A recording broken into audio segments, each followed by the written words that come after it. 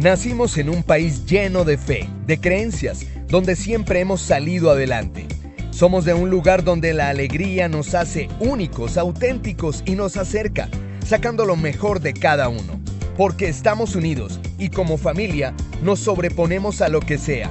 Los colombianos nunca estamos solos, siempre nos acompañamos, trabajamos juntos para lograr nuestras metas y esa solidaridad nos llena de orgullo. Somos parte de esta tierra y la vivimos con el optimismo que nos representa. Y es que Colombia nos pertenece, la felicidad que nos caracteriza nos pertenece, las ganas de ayudar nos pertenecen, el optimismo nos pertenece, la vida nos pertenece. Y la única aseguradora que es de todos los colombianos, no puede ser la excepción, Positiva nos pertenece. Por esto y mucho más, Colombia vive Positiva. Muy buenos días para todos nuestros asistentes. Les damos una cálida bienvenida y cordial saludo desde Positiva Compañía de Seguros y Positiva Educa. Soy Paola Quintero, quien los acompañará como moderadora de esta acción educativa. Es para nosotros un placer tenerlos durante la próxima hora en la que tendremos la oportunidad de aprender y compartir juntos. Sabemos que el tiempo es valioso, por lo que les pedimos estar atentos y participar activamente. Pueden usar el chat para realizar las preguntas que deseen y a lo largo del evento o al final tendremos un espacio para dar respuesta a las preguntas planteadas. Sin más preámbulos, damos inicio a nuestra acción educativa de la Comunidad Nacional de Conocimiento en Medicina Preventiva y del Trabajo, con la temática titulada Fiebre Amarilla. Invitamos a nuestro experto, el doctor Carlos Eduardo Pérez Díaz. Él es profesional especializado en infectología y medicina tropical, con experiencia de más de 20 años en docencia, práctica clínica, hospitalaria y consulta externa, reconocido conferencista nacional e internacional en temas de interés como enfermedades. Doctor Pérez, muy buenos días, nos alegra mucho contar con tu presencia y bienvenido.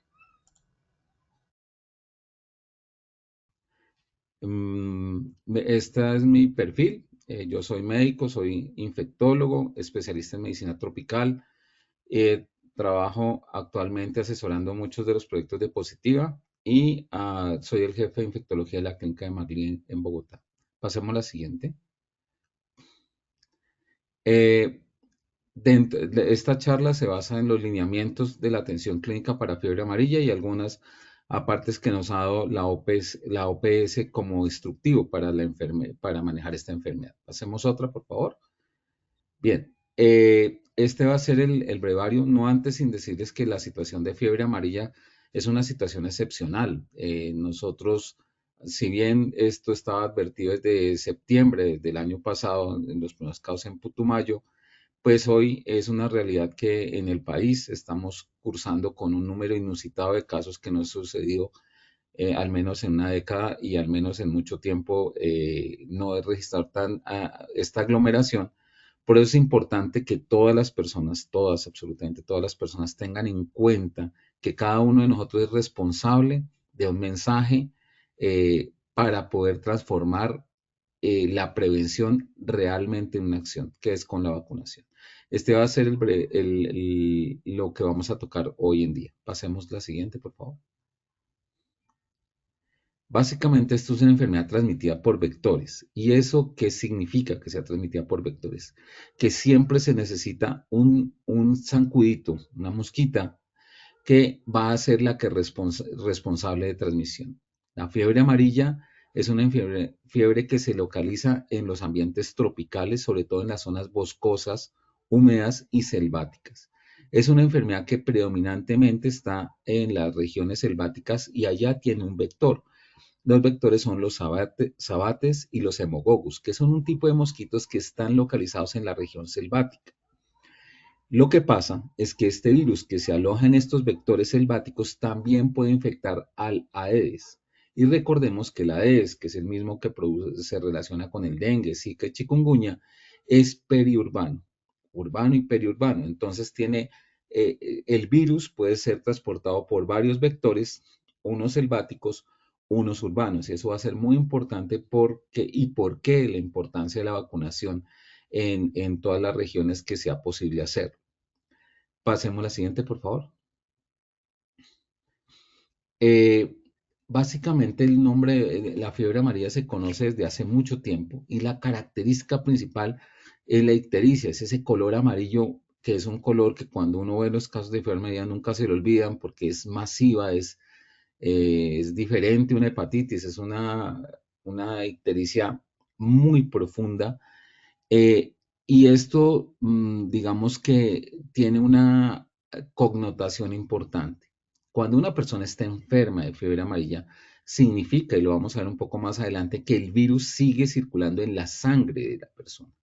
¿Qué significa que la sangre está en la sangre de la persona? Que cuando sea picada por un agente, por un vector, esa persona, aún estando enferma, puede transmitir la enfermedad. Es decir, ¿por qué la transmite? Acuérdense que no se transmite humano a humano. Yo puedo abrazar, besar, acariciar, estoy exagerando pedagógicamente a una persona con fiebre amarilla, no me pasa nada. Lo que me tiene que estar sí o sí necesariamente el vector que me pique para que yo haga la infección. La transmisión no es humano a humano, sino siempre se necesita el vector. Pero desafortunadamente, afortunadamente por una situación, es que algunas personas cursan con una fiebre amarilla y es asintomática. Cerca del 50% de las personas no saben que está circulando su virus de la fiebre amarilla. Eso es bueno para ellos porque no van a desarrollar la enfermedad, pero malo desde el punto de vista epidemiológico porque las mosquitas van a poder, las zancuditas van a poder infectar, tomar el virus de esa persona que no sabe que tiene fiebre amarilla y circular. Por eso utilizar protección y evitar la picadura de los insectos está también fundamental como estrategia de prevención. Pasemos a la siguiente. Este es el desarrollo en los 2 últimos años de fiebre amarilla. En el 2024 no habían registrado casos. En el 2024, perdón, en el 2023 en el país no habían registrado casos. En el 2024 están registrados esos casos en Putumayo, algunos en Guainía, uno que hubo en el Huila. Y ahora pues en rojito están básicamente en la región de Tolima, donde están concentrados los casos con la posibilidad de que haya expansión y depende de nosotros que no la haya. Pasemos a la siguiente, por favor.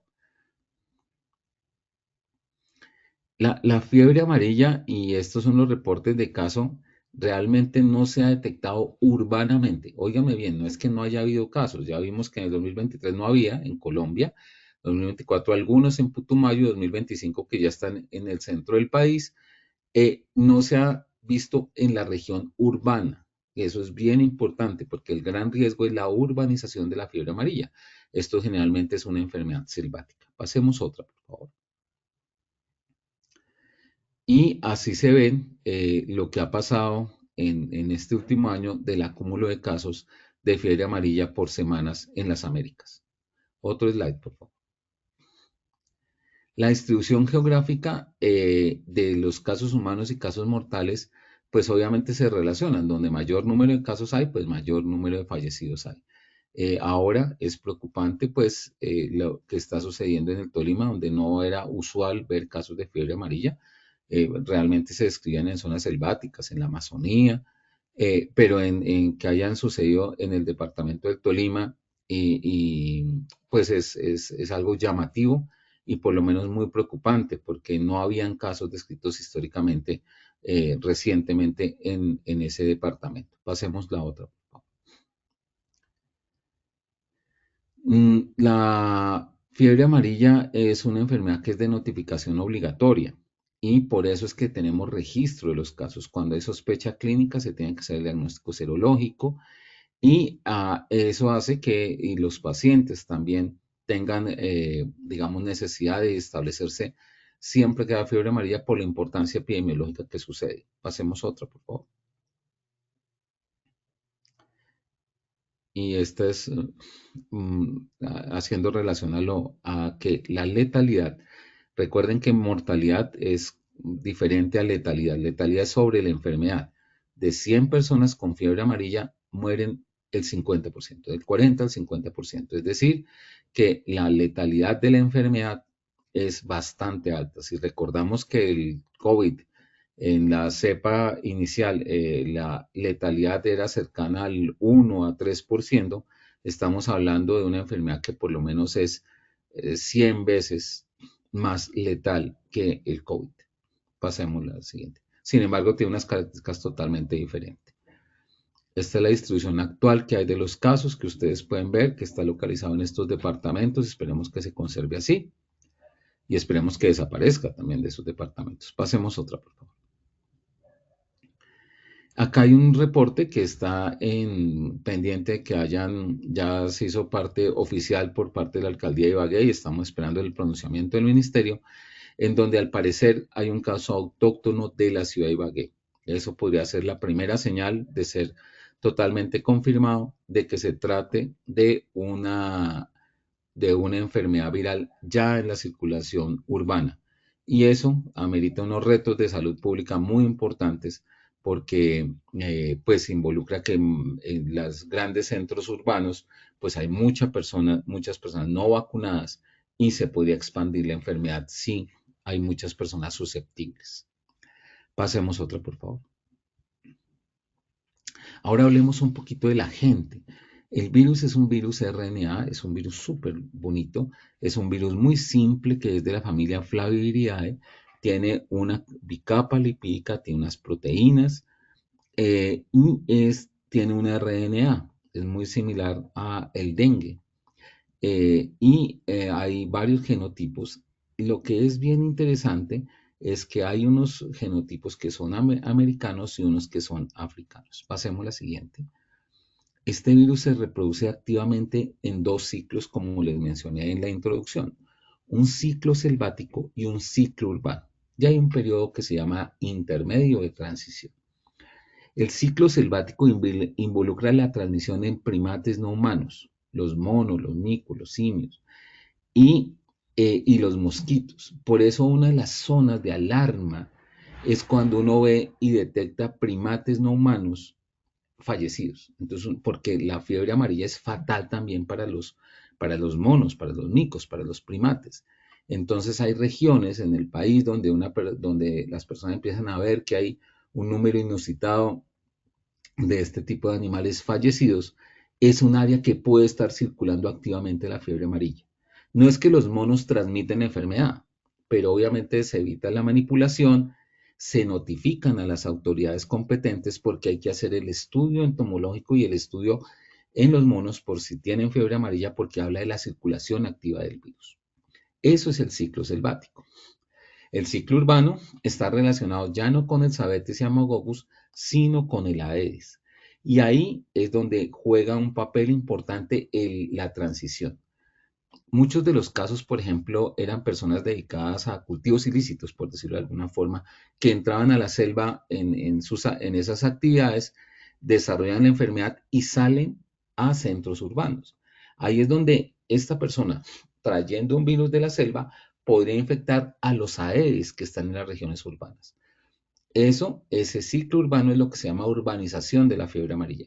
Y es el gran temor desde salud pública porque al afectar a grandes densidades poblacionales, como les decía, no todos están vacunados, no todos se pueden vacunar y habría mayor diseminación de la enfermedad. Entonces, es importante que recordemos este ciclo y quiero de acá dejar 3 cosas claras. La primera es que sí o sí se necesita un vector para tener la infección. No se transmite humano a humano ni primate a humano. Tiene que estar siempre el vector. La segunda es que el ciclo selvático es un ciclo que era el que teníamos reconocido. Que la gran amenaza, si no hacemos las cosas bien, es que hay un ciclo urbano. Y si existiera el ciclo urbano, la forma de yugular o de mitigar esos casos es que estemos vacunados en los centros urbanos. Y con eso se evitaría y se cortaría la cadena de transmisión.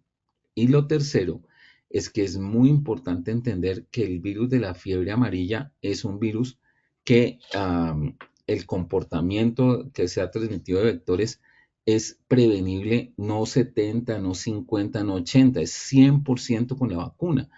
Por eso es que una forma que nunca tuvimos, por ejemplo, con COVID, que no tenemos con neumococo, que no tenemos con influenza, con esa tenemos una protección el 100% de efectividad. Entonces, si nosotros logramos hacer que las personas lleguen a la vacunación, pues nos protegen a ellas y a todos porque evitamos la circulación viral.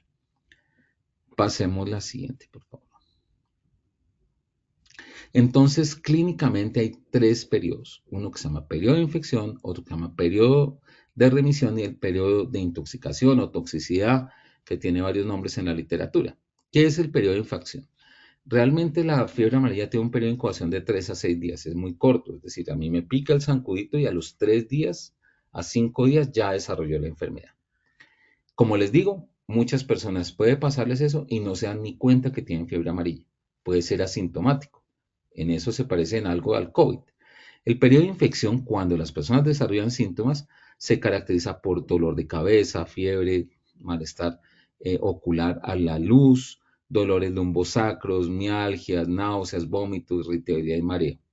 Uno los puede ver como un rash rojito que está en la piel, inyección conjuntival como una conjuntivitis, puede estar el hígado grande y la persona se ve bastante enferma, pero es muy similar a lo que pasa en un dengue, por ejemplo. Ahí a veces es indistinguible en un chikungunya. Y en los laboratorios, los médicos encuentran leucopenia con neutropenia y una elevación muy discreta de las transaminasas. Recuerden ustedes, muchos supongo que serán trabajadores de la salud, pero los que no lo son, las transaminasas son un signo que indica cómo está la función del hígado. Pasemos a la siguiente. Los síntomas son estos que son inicialmente. Aquí es importante recordar que la gente no se automedique, no diga que esto es un denguecito. No piense, sino tiene que consultar al médico porque estamos en brote de fiebre amarilla. Luego, cualquier fiebre de estas tiene que ser estudiada efectivamente para descartar la enfermedad. Pasemos la otra, por favor. Dentro de la fisiopatología viene un periodo que se llama fase de remisión. Esa fase de remisión sucede recuerden que la periodo febril de 1 a 3 días, después de eso hay un periodo que puede durar un par de días de desaparición de la fiebre y los síntomas, como que la persona se mejora y muchas personas se recuperan. Ahí también hay un porcentaje muy importante de personas que estuvieron muy mal, pasaron muy mal 3 o 4 días y luego después de eso se mejoran y pudo haber sido una fiebre amarilla. Pero el temor es el periodo de intoxicación. En ese periodo de intoxicación o periodo de toxicidad, llamémoslo así, o toxémico, que es un periodo de efervescencia, en donde comienza en el tercer a sexto día y 1 de cada 7 personas infectadas progresa esta etapa. Esas personas pueden producir fiebre, ictericia, y aquí viene la característica de la enfermedad, la astenia, náuseas, vómitos, dolor, hematemesis, melanemesis, empiezan a hacer los vómitos negros, pues que más la enfermedad del vómito negro antes, por la melanemesis, por el sangrado gastrointestinal que produce la sangre digerida en el estómago, que le da ese aspecto negro y la gente vomita, hay inestabilidad hemodinámica y hay hemorragias por todo lado. Esa fase es una fase absolutamente fatal. Cuando una persona llega ahí, las medidas se tienen que hacer en cuidado intensivo o en cuidado crítico porque se requiere soporte, pero independientemente también y a pesar de que hemos evolucionado mucho en los manejos, el desenlace puede ser fatal. Esta es una enfermedad de una altísima letalidad, incluso en centros de atención adecuados. Pasemos a la siguiente. Dentro de esas manifestaciones hemorragias se pueden ver, como les decía, en el tracto gastrointestinal, pero también en la orina. El sangrado menstrual puede ser profuso, puede encontrarse lesiones en la piel, puede producirse sangrado en la mucosa oral, pero acompañado de una ictericia. El paciente está amarillo, amarillo, amarillo, absolutamente amarillo, tal vez como así. Quiero hacerlo pedagógicamente, pero quisiera expresar que es un color que, como les digo, los que hemos visto fiebre amarilla, eso nunca se olvida lo impresionante que es la ictericia. Y produce una trombocitopenia, produce tiempos de coagulación prolongado, coagulación intravascular diseminada, y eso lleva a que el paciente haga una disfunción miocárdica, hay neuroinvasión que produce una encefalitis, aunque es extremadamente rara, se ha descrito, y esa fase crítica, el paciente, básicamente la causa de fallecimiento es un shock hemorrágico. Pasemos otra, por favor. Esta es una enfermedad que es muy bonita de estudiar desde el punto de vista inmunológico, porque realmente es el virus el que desencadena una cascada inflamatoria muy agresiva que produce una disfunción endotelial, microtrombosis vascular, aumento del consumo periférico de los productos de los factores de coagulación, acompañado de una falla hepática que produce hipoalbuminemia, falla de los factores de coagulación, no hay activación, hay pérdida de la albúmina, hay pérdida de los factores de coagulación y eso se hace como una cascada que es progresiva y es básicamente casi que irreversible, porque se suman muchos factores que llevan al paciente a un profundo sangrado, acompañada de una necrosis hepática que produce encefalopatía hepática y que produce toda la alteración de los sistemas de la economía, incluyendo la hipoalbuminemia, la hipoglicemia, que son refractarias y que llevan al desenlace. El mensaje es que esta es una enfermedad tremendamente difícil, tremendamente compleja. Pasemos a la siguiente. Y prevenible con una vacuna, que es lo que parece contradictorio cuando hay personas que dicen que no se quieren vacunar o que prefieren no vacunarse. Realmente es que no han visto un caso y que ojalá nunca lo vean ni que sea cercano, porque como les digo, a uno queda marcado como médico a pesar de tener muchos años de experiencia. En mi vida profesional, de las cosas que más me ha impactado es ver morir un niño de fiebre amarilla. Eso no se le quita a uno de la cabeza. Y porque es por un zancudito, evitable por una vacuna, y uno no puede ver que una criatura llegue a una situación de esas. Pero sucede. Miren, este es un slide que muestra todas las cadenas por las cuales la fiebre amarilla tiene varias vías en las cuales esa actividad inflamatoria, esa disfunción orgánica que lleva a la progresión de la enfermedad, que esa enfermedad progrese y que sea letal. Esta gráfica muestra la complejidad cuando el virus llega a esa fase. Pasemos otro, por favor. Obviamente, nosotros debemos estar muy alerta a la fiebre amarilla, pero recuerden que nosotros vivimos una zona hiperendémica de dengue. Para el dengue, los casos que se esperan durante varios años, durante los 2 últimos años al menos, han superado los niveles históricos. Como nunca hemos tenido casos de dengue, tenemos una muy poca sensibilidad a la enfermedad. No es tan mortal como la fiebre amarilla, pero lo mismo, es una enfermedad que tiene vacuna hace más de un año, no está implementada, pero esta enfermedad es una enfermedad altamente prevalente en el país, muchísimo más prevalente que la fiebre amarilla. Por eso siempre tenemos que pensar en dengue, tenemos que pensar en leptospira, tenemos que pensar en otras enfermedades como el Zika o el chikungunya, que un buen clínico puede distinguir las unas de otras. Básicamente la fiebre amarilla es muy evidente por la necrosis hepática y la ictericia, el dengue pues por la cefalea, el dolor articular, la trombocitopenia, el Zika con el rash, la región conjuntival, la cefalea, y el chikungunya con los síntomas predominantemente articulares. Si bien hay algunas características, no son exclusivas ni patognomónicas una del otro, pero puede orientar a un clínico hacia la enfermedad. Pasemos a la siguiente. Esta es una gráfica muy importante y resume todo lo que he dicho. La primera fase de infección, la fase que habla de remisión y la fase toxémica, de toxicidad, de intoxicación. En estas fases, miren cómo está en la línea verde que está en la gráfica, está circulando el virus. Y eso es muy importante porque ahí es donde los mosquitos pueden infectar o picar, perdón, a la persona enferma y hacer que el virus circule entomológicamente en un ciclo selvático si está en la selva o en un ciclo urbano si desafortunadamente llega la infección a localizarse en los centros poblados. ¿Cómo se hace el diagnóstico? El diagnóstico en los primeros días, 5 a 7 días, se hace básicamente por la detección viral por PCR. Todos los sistemas de salud ya están entrenados suficientemente en cómo procesar, embalar y transportar las muestras para PCR cuando la enfermedad lleva al menos una semana, porque el virus circula activamente. Esa detección, esa viremia que está presente ahí, es cuando nosotros logramos tomar el virus desde la sangre y poderlo detectar. Ya después del quinto, sexto, séptimo día y ya mucho más después de la primera semana de la enfermedad, es la serología. Es una forma indirecta, pero es una forma mucho más fácil de detectar el virus o la presencia del virus. Entonces se hace detección directa en la primera semana y detección indirecta después de la primera semana.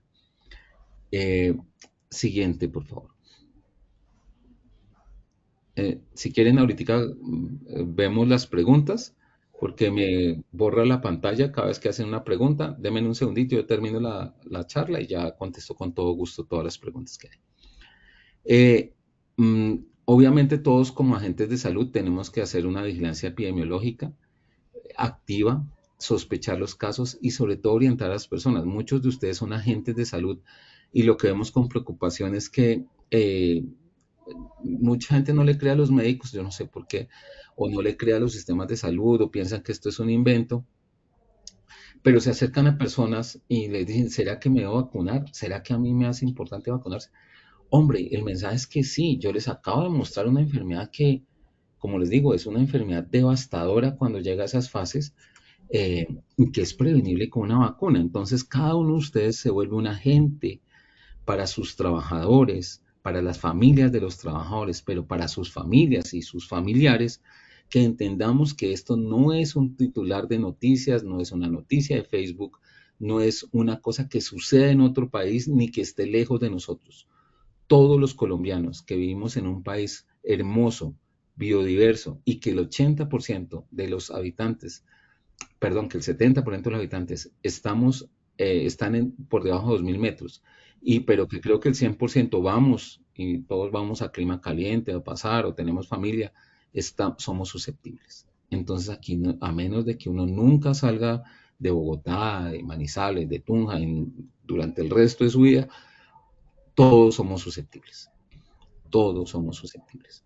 Entonces hay que entender que nosotros tenemos una responsabilidad con nosotros mismos, como agentes de salud, con nuestras familias y como responsables en sus empresas, con sus trabajadores y la familia de sus trabajadores, que esto no tiene que dilatarse, no tiene que demorarse, no tienen que esperar a que haya más fallecidos. La única forma de que no haya más fallecidos es que todos actuemos coordinadamente hoy mismo a vacunar a nuestras personas.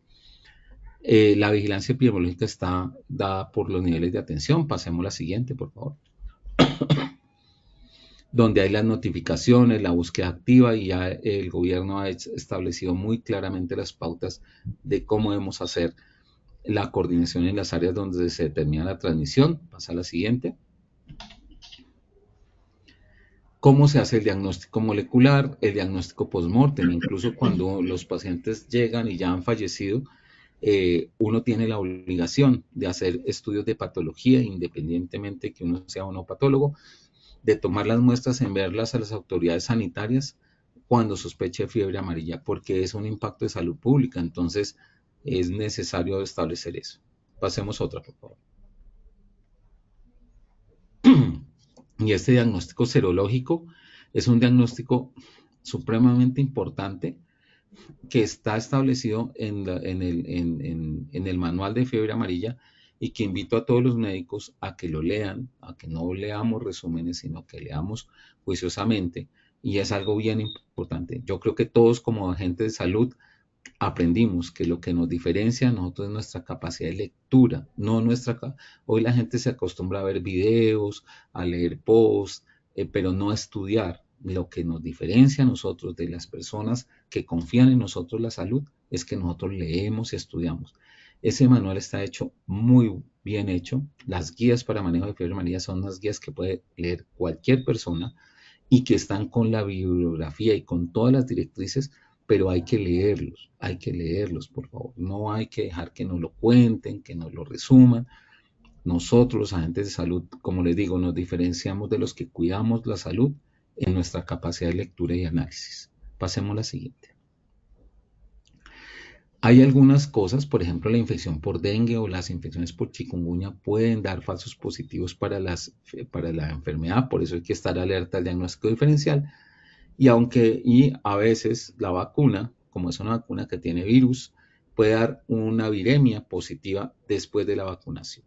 Entonces eso hay que establecer cuando se hace el análisis individual de cada caso, porque obviamente uno no le hace pruebas a una persona recién vacunada, pero si un paciente tiene solamente 3 o 4 días de la vacunación y presenta un cuadro compatible con fiebre amarilla, recuerden que la inmunidad para la fiebre amarilla solamente se logra después de 10 a 14 días.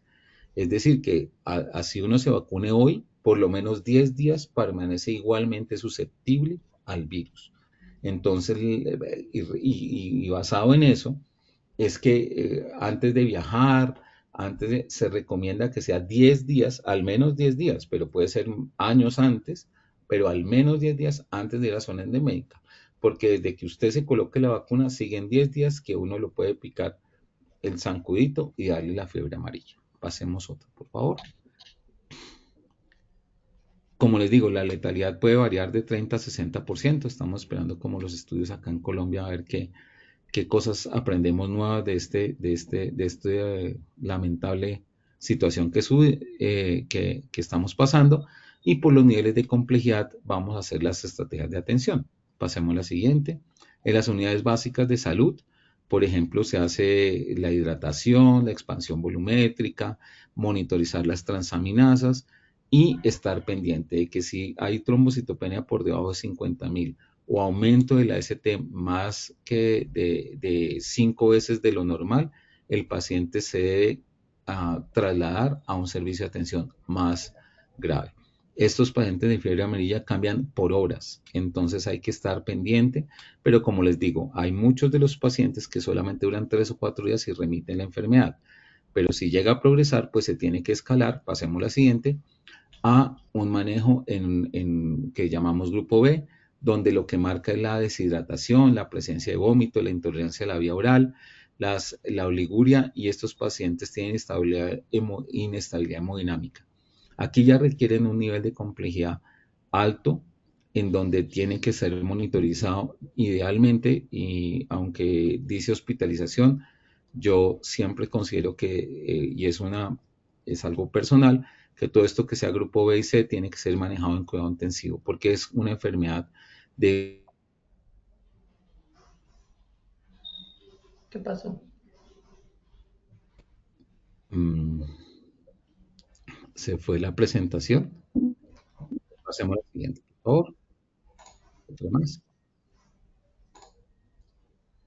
Y también habla, en el siguiente slide lo que habla es del grupo C, y el grupo C es cuando se requiere en la unidad de cuidados intensivos. Ese paciente ya tiene una falla hepática establecida, el paciente tiene una falla renal y realmente los cuadros son básicamente de soporte, pero si lamentablemente llega a estos sitios, a pesar de que se ha atendido por los mejores médicos del mundo, la probabilidad de sobrevivir es muy baja.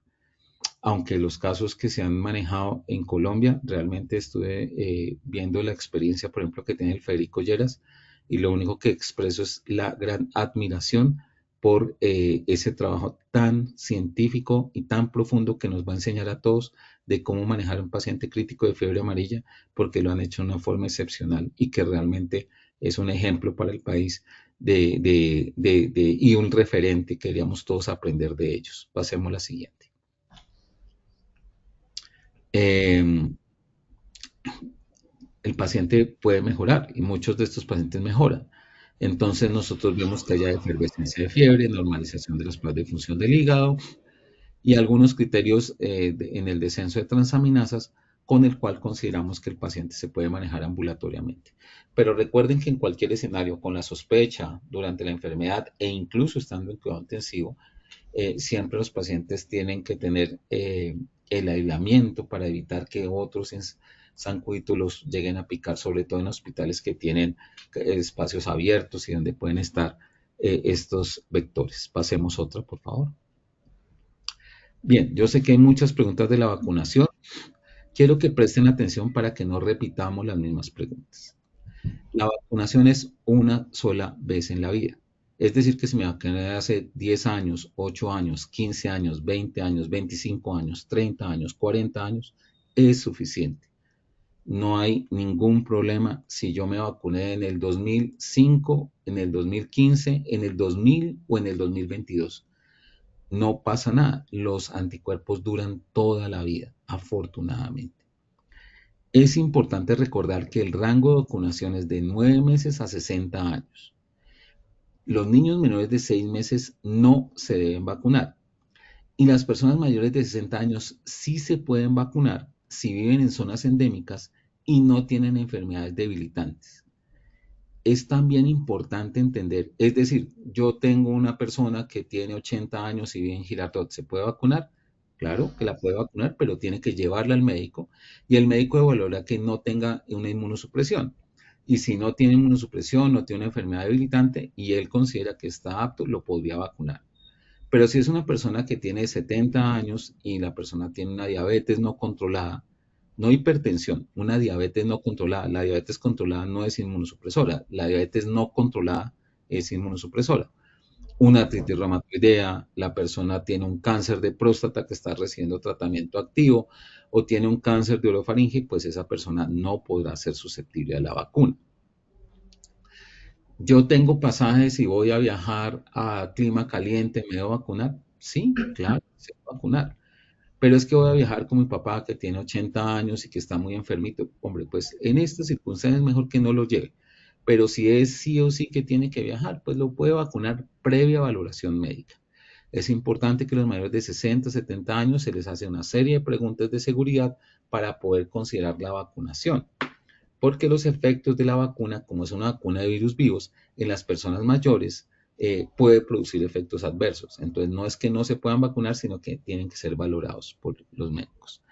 También es importante, ¿y qué pasa si me vacuno otra vez? Porque no me acuerdo, a mí creo que sí me vacunaba en la universidad. ¿Me puedo poner otra vez la vacuna? Claro, cuantas veces quiera, eso no pasa nada. Antes se vacunaba cada 10 años. En mi caso, por ejemplo, cuando yo hice el rural, yo lo hice en Granada Meta. El llano es de las regiones de Colombia que más amo. Ahí me vacunaron para la fiebre amarilla. Yo no me bajé del bus cuando ya me tenían vacunado para la fiebre amarilla. Yo tuve parte de mi entrenamiento como especialista en medicina tropical en Brasil. Antes de irme tuve que vacunar.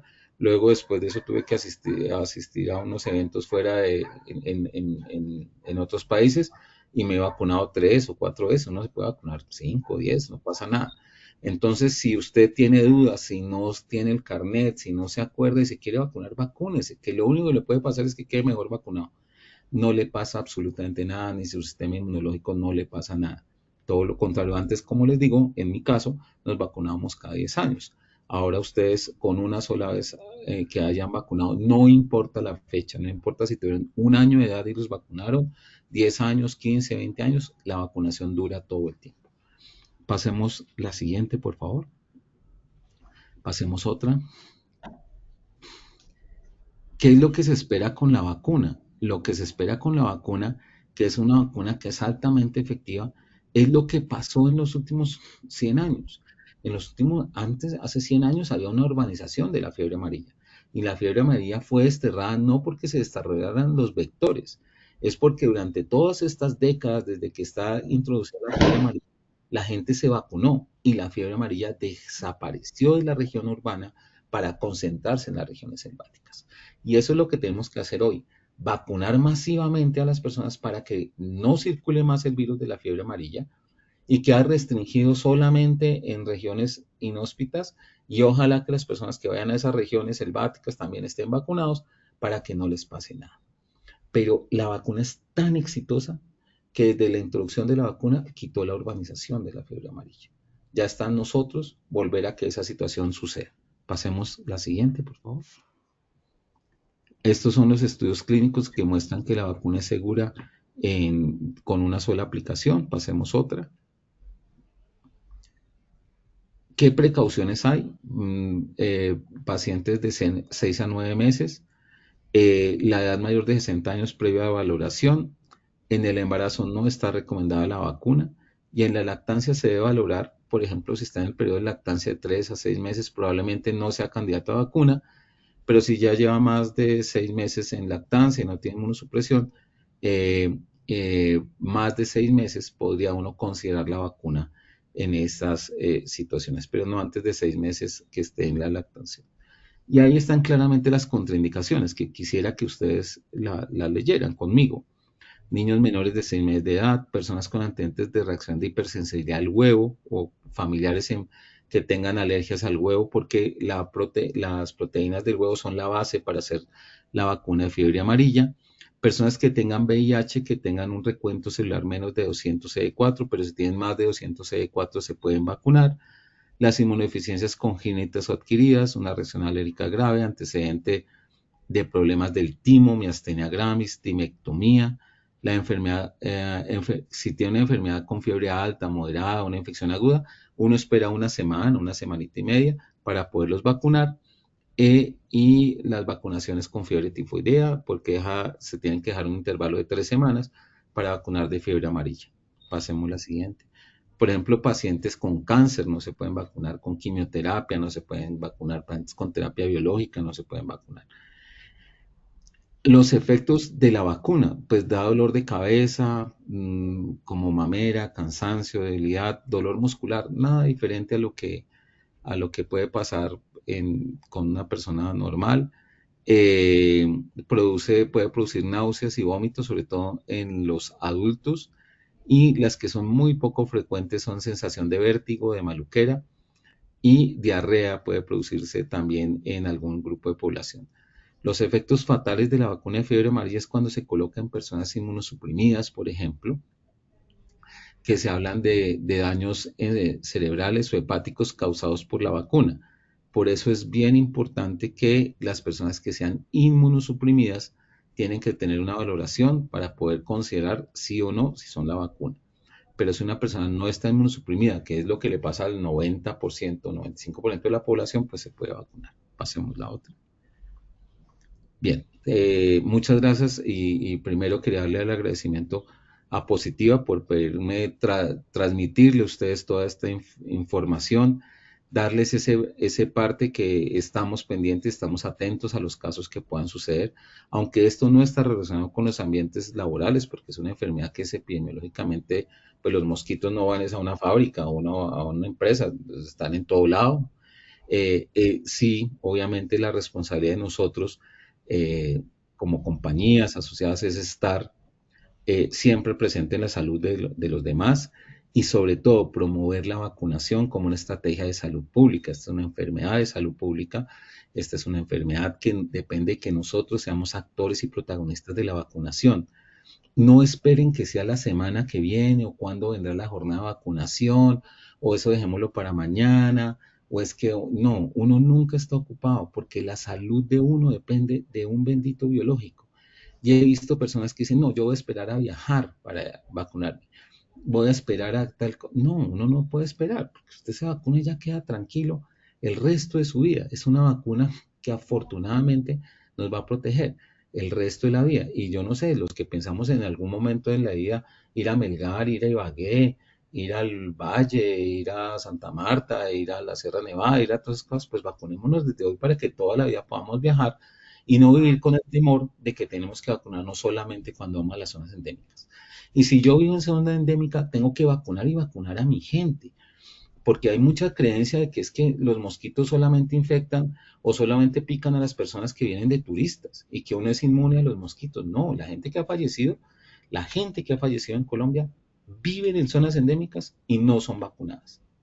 Ese es el dilema. O sea, aquí no se ha muerto ningún turista, ni se ha muerto ningún viajero. Acá lo que se ha visto son las personas que viven en zonas endémicas y que no se vacunaron. Esas son las personas.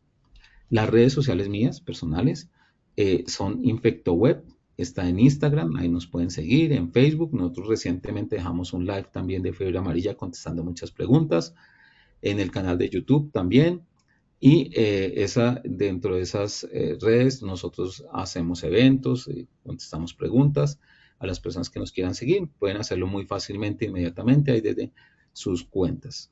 Bueno, entonces dejemos de compartir. Muchas gracias por la gente que nos está haciendo InfectoWeb. Acá estoy recibiendo las notificaciones para poder contestar las preguntas que haya lugar, que me gustaría mucho. Bueno, Doctor, no sé si puedes visualizar ahí las preguntas que tenemos o quieres que te ayude. no, por favor me las dices que no las puedo ver. Solo veo el enunciado primero y no. Listo, sí, señor. Bueno, esta la realiza Yuli Paola. Dice, buen día, ¿en mujeres en etapa de lactancia hay alguna recomendación respecto a la vacunación? Como les dije, es una precaución. Antes de 6 meses no se recomendaría la vacuna, pero después de 6 meses se puede considerar la vacuna, pero antes de 6 meses no se recomienda la vacunación. Bueno, aquí tenemos más preguntas que ya el doctor en su conferencia les dio respuesta. Cuando la persona está con gripa o con otra sintomología de malestar, ¿puede vacunarse? Sí, realmente tener un episodio gripal no es contraindicación para vacunarse, pero digamos que si ha tenido fiebre de 38, 39 grados, está muy maluco, pues puede esperar una semana y vacunarse. Pero un estudio viral leve, un resfriado común o algo así, no hay ninguna contraindicación y si tiene la oportunidad, vacúnese. Y simplemente si tiene fiebre alta documentada, no que me siento con fiebre, fiebre alta documentada, uno esperaría una semana para poderse vacunar. Listo, doctor, acá tengo otra, la realiza Luis de Jesús. Hola, buenos días, no recuerdo claramente si me vacuné, ¿dónde se puede consultar? ¿Cuáles condiciones de salud impiden colocarse la vacuna? Si no lo recuerda, hay un registro que en mi vacuna cis.cis, pues usted entra a Google, ahí en el Ministerio de Salud, ellos sacaron en el aplicativo desde el ministerio, donde se puede ver si está registrada la vacuna. Si tiene dudas, hombre, vacúnese, no pasa nada, no hay ningún problema que usted se vacune nuevamente, no, simplemente le da tranquilidad completamente. Los registros son como de los últimos años, creo que es 2020, algo así, que están cargadas las vacunas en la PAI web. Y el Ministerio de Salud, entrando a la página del Ministerio de Salud, ahí dice consulta si está vacunado de fiebre amarilla, uno da clic, pero por ejemplo yo no aparezco con la vacuna de fiebre amarilla, yo tengo 4 veces vacuna, pero probablemente en la época que yo me vacuné no estaban los sistemas de información como tal. Si tiene dudas, vacúnese y las contraindicaciones de la vacunación es las enfermedades y que produzcan inmunodeficiencia, cáncer, VIH, tratamientos biológicos, usar esteroides por largos, con enfermedades debilitantes. Ese tipo de enfermedades son las que no se puede vacunar las personas. Listo, doctor, muchas gracias. Esta la realiza María Damaris. Buenos días, doctor, le hago una pregunta, ¿es obligatorio vacunarse? No, no, no, no hay obligatoriedad, es una recomendación. Quisiera uno que fuera, es obligatorio, por ejemplo, para viajar ahora a Ecuador. Ayer, desde el 12 de mayo, para ingresar a Ecuador, sí o sí tiene que mostrar el carnet de vacunación. Entonces, algunos países piden, por ejemplo, antes se daba recomendación de vacunarse, ahora es obligación de vacunarse para poder ingresar a un país, pero a nadie se le puede obligar a nada. Doctor, aquí, bueno, la realiza Jenny Borges. ¿Cómo hago si el carnet de vacuna de hace 25 años se me perdió? Mi vacuna no me aparece. ¿Cómo No, pues, exigen en algunos sitios el carnet?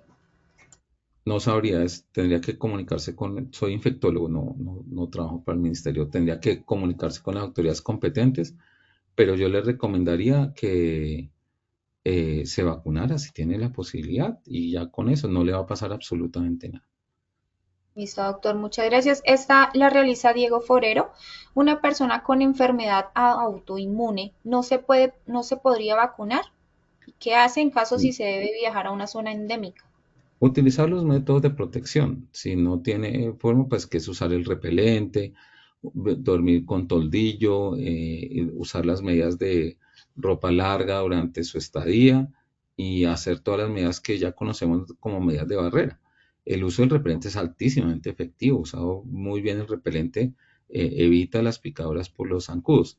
Y si tiene una enfermedad autoinmune, la mayoría de las veces no se puede vacunar. Si consulta a su reumatólogo y tiene una inmunosupresión leve, por ejemplo, acetaminofén o algún tipo de medicamentos, personalizadamente se podría recomendar la vacuna, pero no se puede generalizar a todas porque la mayoría de personas que padecen enfermedad autoinmune no se recomienda la vacunación.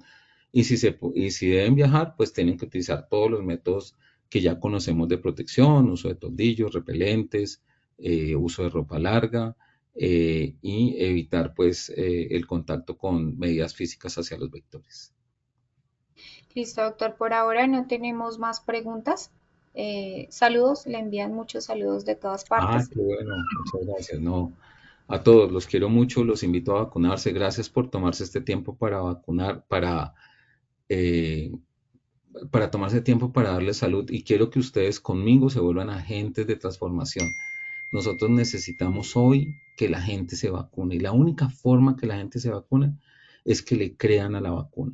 Y ustedes, cada uno de ustedes es importante para que cuando hable con sus primos, tíos, trabajadores, familia de los trabajadores, ahora que hay tantas celebraciones, tantas conmemoraciones, cuando no tengan oportunidad, hables de la importancia de la vacunación, que ver un niño fallecer por un mosquito y por falta de una vacuna es algo que uno del corazón le parte el corazón. A mí no se me olvidan esos casos, porque creo que fue que falté yo como líder de decirle a la gente que eso evita la muerte de un niño. Trabajemos por la infancia. Esto no es de política ni nada de esas cosas, de trabajar por nosotros. Y ustedes con sus trabajadores y con los hijos de sus trabajadores tienen una responsabilidad máxima, que es llevarlos a un centro de vacunación hoy mismo a que se vacunen. No esperen que el viaje, que la otra semana, que salgan del colegio, nada de eso. Llévenlos hoy, porque 9 de 10 cosas que le pasan a uno en la vida es cuando uno tiene salud. Y la otra cosa, 9 de 10 cosas que lo hacen uno feliz depende de que uno esté saludable. Y la otra cosa que lo hace más feliz es cuando es saludable la persona que uno ama. Como muestra amor a sus hijos, a sus trabajadores, a sus familias y a sus familiares, por favor, no esperen un día más para vacunarse. Y si ya se vacunaron, vacúnense otra vez, que no les pasa nada. Lo único que van a hacer es dormir más tranquilos, porque tienen la bondad de una vacuna de las cosas. Hace 25 y 30 años las cadenas de frío no eran tan efectivas. Uno no sabe si el biológico esto. Si tiene dudas, vacúnese otra vez, no le pasa nada. Lo único que va a hacer es viajar más tranquilo y vivir más tranquilo. Bueno, Paola, y a todo el grupo de Positiva, a Claudia, a Patricia, a todos los que coordinaron, gracias por darme la oportunidad del espacio. Seguimos trabajando de la mano juntos y a todos ustedes les mando un fuerte abrazo. A ti, doctor Sánchez, agradecemos por tu intervención y por compartir con nosotros. Ay, perdóname, sí, doctor Pérez. Agradecemos por tu intervención y por compartir con nosotros esta valiosa información de tu comunidad. Nos veremos en una próxima oportunidad. Esta invitación es para los habitantes del San José del Guaviare, para que participen de nuestra acción educativa de Familias Seguras. Este es un evento en el cual pueden participar con su núcleo familiar. Estaremos en el Parque de la Paz el sábado 10 de mayo en un horario de 8 de la mañana a 12 del mediodía. Escaneando el código QR que aparece en pantalla pueden realizar la inscripción y participar. Estas acciones educativas no tienen costo, son certificadas para afiliados, así que no dejes pasar esta gran oportunidad. Están todos cordialmente invitados. A nuestros participantes ha sido un verdadero placer acompañarlos en esta acción educativa. Agradecemos su compromiso, participación activa y el entusiasmo con el que han abordado cada actividad. No olviden que pueden acceder a estas y muchas más iniciativas educativas a través del Centro Virtual de Enseñanza y Aprendizaje Posipedia, www.posipedia.com.co, donde encontrarán todas nuestras comunidades de conocimiento y una gran variedad de información para mantenerse conectados con nuestro Plan Nacional Multimodal de Educación en Seguridad y Salud en el Trabajo. También encontrarán nuestros cursos de Sistema de Gestión de Seguridad y Salud en el Trabajo de 50 y 20 horas para que los puedan desarrollar con nosotros. Los invitamos a descubrir más sobre nuestras acciones educativas en www.posipediatalleresweb.com o siguiéndonos a través de nuestro canal de WhatsApp Positiva Educa. Pueden hacerlo escaneando el código QR que aparece en pantalla o copiando el enlace desde su celular. Les recordamos que el certificado de este evento web se generará para nuestros afiliados dentro de un periodo de 1 a 8 días hábiles después de la finalización de esta actividad educativa y podrán acceder a él a través de nuestro portal Posipedia en la sección Educate. Finalizamos nuestra acción educativa con el siguiente video. Que tengan un excelente día.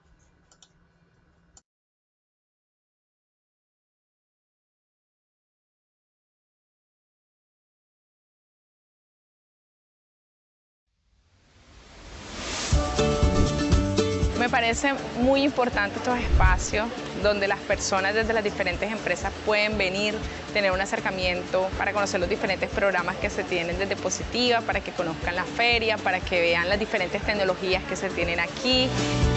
Las pequeñas empresas que vengan a este tipo de ferias van a poderse apalancar en general de la transformación digital. Y las empresas grandes, por supuesto que tienen que venir. ¿Por qué? Porque a través de la transformación digital que tenemos, vamos a poder llegar a todos los trabajadores y ellos van a poder utilizar las herramientas que nosotros hemos desarrollado a favor de ellos.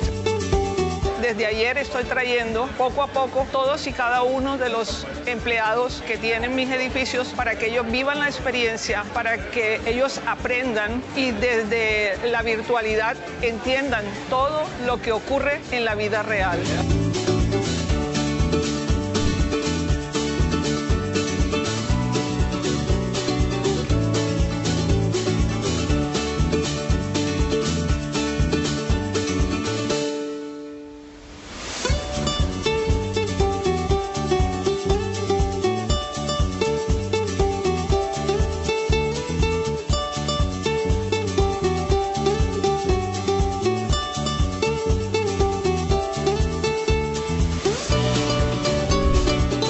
Hemos tenido que innovar para poder desarrollar nuestra tarea diaria, la operación, para mantener la continuidad de los servicios y, ¿por qué no?, para poder dar soluciones en el desarrollo de actividades preventivas en seguridad y salud en el trabajo. Estoy muy agradecida con esta feria, además gratuita. Aprendí, me registré en páginas, conocí mucho más la plataforma y eso de verdad para mí es ganancia. Superó mis expectativas a un 100%.